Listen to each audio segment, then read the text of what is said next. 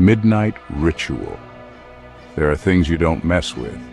Not in Ireland, not anywhere, especially not in the woods around midnight. But Finn and his mates weren't the sharpest tools in the shed. That's what made them perfect for what happened. It started as a stupid dare, really. A few pints down at O'Malley's, and someone, probably that idiot Sean, brought up the old tales of Dunree Woods. How back in 1866 the townsfolk burned witches there, sacrificing them to some demon god whose name was lost to time. Apparently, those witches cursed the land with their dying breaths, swearing revenge on anyone who dared disturb their rest. You know, the usual bedtime story stuff that parents tell their kids to keep them out of trouble. But Finn, Sean, Ryan, and Mick were all about trouble. They laughed off the warnings from old men at the pub, the ones who stared into their pints with hollow eyes, muttering about the midnight ritual. It was all bollocks to them, just another ghost story to scare off the tourists. So naturally, they decided to go and see for themselves. Midnight, they said. They'd go at midnight because that's when the witches were burned, right? Something about the veil between worlds being thinnest at that hour. Finn didn't really care about the details. He just wanted to see if there was anything to those old stories. They drove out to Dunree Woods in Sean's beat-up car, the moon full and bright, illuminating their path through the winding country roads. The air was thick, heavy, like it was holding its breath. When they reached the edge of the woods, they stumbled out of the car, laughing, pushing each other like the idiots they were. "Come on, you bunch of wankers! Let's see some witches!" Sean yelled, grinning like the fool he was. He held up a torch and waved it around, the light casting long, flickering shadows across the trees. The woods were silent, almost unnaturally so. No wind rustling the leaves, no animals scurrying about, just silence. It was the kind of silence that presses on your chest, makes it hard to breathe. Finn felt it, but he ignored it. Didn't want to seem like a coward in front of the lads. They ventured deeper into the woods, their voices loud and obnoxious in the still night. Finn kept glancing around, feeling like the shadows were watching them, but every time he looked, there was nothing. Just trees and more trees. They reached a clearing, the supposed site of the burnings.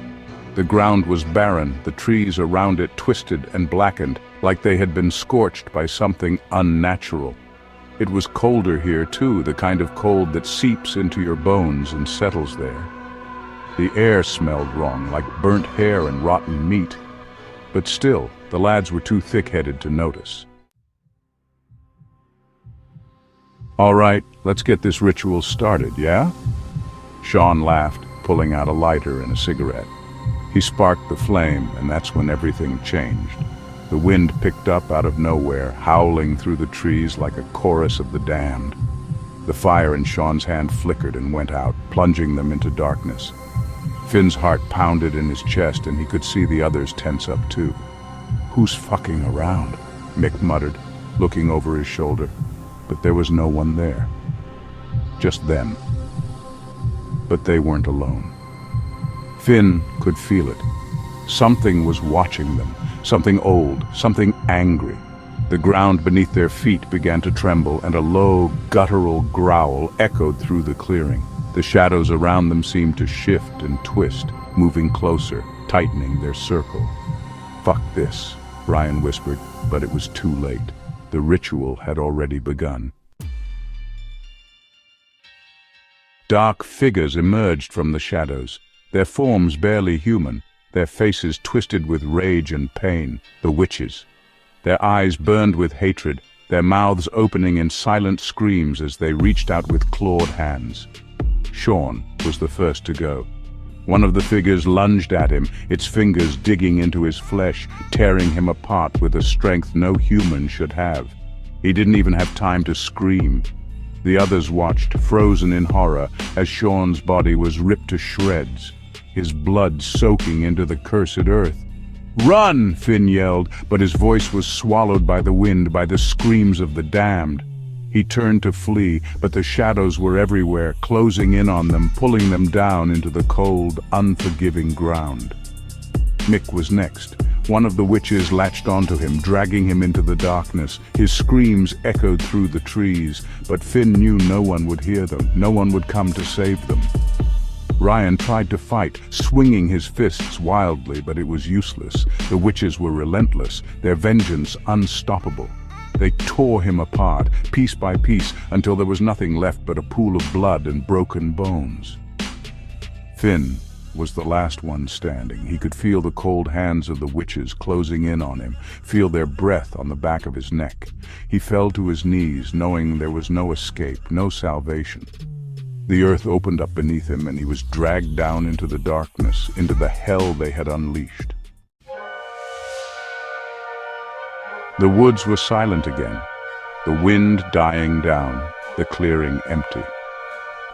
The witches had had their revenge, and the midnight ritual was complete. No one ever found the bodies. No one ever knew what happened to those stupid boys who went looking for trouble in Dunree Woods. But the old men at O'Malley's? They knew, they always knew. Some stories aren't meant to be told, some rituals aren't meant to be performed, and some places should just be left the fuck alone.